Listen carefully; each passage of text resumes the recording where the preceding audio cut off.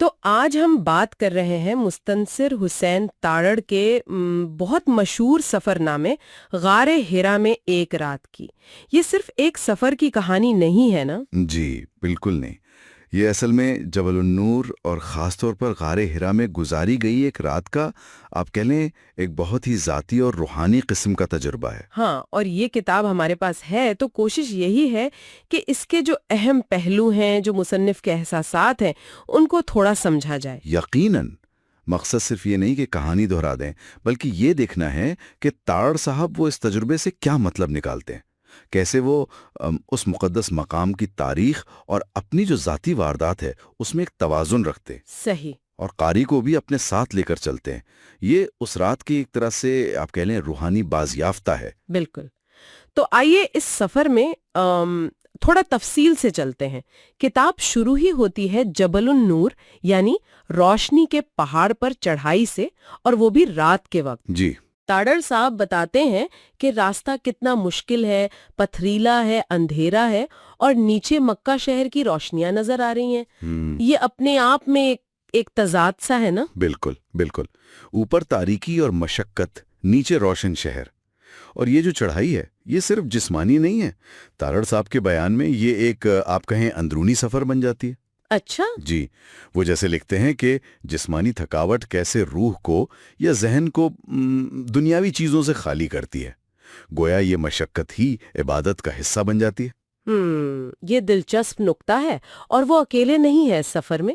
ذکر کرتے ہیں کہ مختلف ملکوں کے لوگ، مختلف نسلوں کے، وہ بھی اسی راستے پر چڑھ رہے ہیں۔ جی ہاں، کوئی خاموشی سے، کوئی کچھ پڑھ رہا ہے۔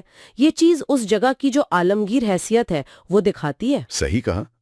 اور جوں جوں غار قریب آتا ہے، تارڑ ایک خاص قسم کی خاموشی اور سکون کا ذکر کرتے ہیں۔ یہ وہ خاموشی نہیں جو صرف شور نہ ہونے سے ہوتی ہے، یعنی یہ ایک بہت ہی پروقار موجودگی کا احساس ہے، جیسے صدیوں کی تاریخ اور روحانیت وہاں ٹھہر گئی ہو۔ واو۔ اور وہ یہ بھی لکھتے ہیں کہ غار کے قریب پہنچ کر ان کے اندر ایک کشمکش سی ہوتی ہے۔ ایک طرف اس جگہ کی عظمت ہے، تاریخ کا بوجھ، دوسری طرف ان کے اپنے بالکل ذاتی لمحاتی احساسات۔ ہاں، یہ بات انہوں نے بہت کھلے انداز میں لکھی ہے، خاص طور پر جب وہ غار کے دہانے پر پہنچتے ہیں۔ وہ بتاتے ہیں کہ وہ کتنی تنگ جگہ ہے، جی اندر کا ماحول کیسا ہے، اور وہاں جو چند لمحے گزارے وہ کیسے تھے۔ پڑھتے ہوئے لگتا ہے کہ ہم خود وہاں موجود ہیں۔ بالکل، اور یہی وہ مقام ہے جہاں آپ کہہ لیں تاریخ ایک دم سے زندہ ہو جاتی ہے۔ یہ صرف ایک غار نہیں ہے، یہ وہ جگہ ہے جہاں اسلام کی تاریخ کا سب سے اہم واقعہ یعنی پہلی وحی وہ نازل ہوئی۔ جی۔ تارڑ کے الفاظ میں یہ احساس بہت شدید ہے کہ وہ وہیں کھڑے ہیں جہاں پیغمبر اسلام صلی اللہ علیہ وسلم نے وقت گزارا، جہاں وہ کیفیت طاری ہوئی جس نے دنیا بدل دی۔ تو یہ صرف ایک تاریخی حوالہ نہیں بلکہ ایک زندہ تجربہ بن جاتا ہے۔ جی، ایک بہت ہی ذاتی جذباتی واردات کے طور پر وہ اسے پیش کرتے ہیں۔ اچھا، اس سارے روحانی اور تاریخی ماحول میں ایک انسانی پہلو بھی ہے جس کا وہ ذکر کرتے ہیں۔ جی جیسے وہاں دوسرے زائرین ہیں، ان سے مختصر سی بات چیت یا بس خاموشی سے ان کو دیکھنا۔ وہ پاکستانی پولیس والے کا ذکر ہے، وہ باپ بیٹا جو اندھیرے میں چڑھ رہے تھے۔ ہاں، وہ واقعات یاد ہیں۔ یہ چھوٹی چھوٹی چیزیں جو ہیں یہ اس تجربے کو ایک انسانی رنگ دیتی ہیں۔ یہ بتاتی ہیں کہ یہ مقدس مقام ہر ایک کے لیے اپنے معنی رکھتا ہے، صحیح۔ لیکن پھر بھی ایک انسانی تعلق، ایک ہمدردی کی ڈور ہے جو سب کو باندھے ہوئے ہے۔ تارڑ ان لمحاتی تعلقات کو بہت خوبصورتی سے بیان کرتے ہیں۔ جی، یہ صرف پتھر اور تاریخ نہیں، انسانوں کے جذبات بھی ہیں۔ بالکل۔ اور پھر وہ منظر نگاری، رات کا اندھیرا، وہ ستارے جو لگتا تھا ہاتھ بڑھاؤ تو چھو لوگے۔ ہاں جی، کمال کی منظر کشی ہے۔ صبح کے وقت آسمان کے رنگ بدلنا اور روشنی پھیلنے پر نیچے وادی کا منظر، الفاظ سے تصویر بنا دی ہے۔ بالکل۔ در حقیقت تارڑ صاحب نے اس رات اور صبح کے تجربے کو صرف آپ کہیں ایک ٹورسٹ کی یادداشت نہیں بنایا، نہیں، یہ ایک بہت گہرا روحانی سفر ہے، ایک تلاش ہے، شاید خود کو پہچاننے کا عمل بھی۔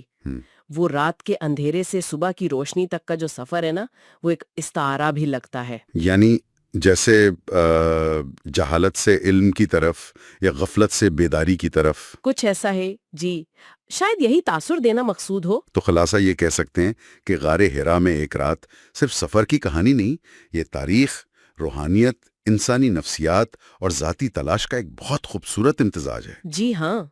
مستنصر حسین تارڑ ہمیں اپنے ساتھ لے جاتے ہیں اس مقدس مقام کی نہ صرف جسمانی بلکہ روحانی اور جذباتی زیارت پر بھی. بالکل. اور یہ کتاب پڑھ کر یہ سوال تو ذہن میں آتا ہے کہ کیا واقعی ایسے مقامات پر جانا، وہاں جسمانی طور پر موجود ہونا، انسان کے اندر کوئی حقیقی تبدیلی لا سکتا ہے؟ انہیں پوری طرح بیان کیا جا سکتا ہے یا کچھ احساسات، کچھ کیفیات ہمیشہ ایسی رہتی ہیں جو بیان سے باہر ہوں، جنہیں صرف محسوس کیا جا سکتا ہے؟ شاید یہ سوال تارڑ صاحب خود بھی اپنی تحریر میں کہیں نہ کہیں پوچھتے محسوس ہوتے ہیں.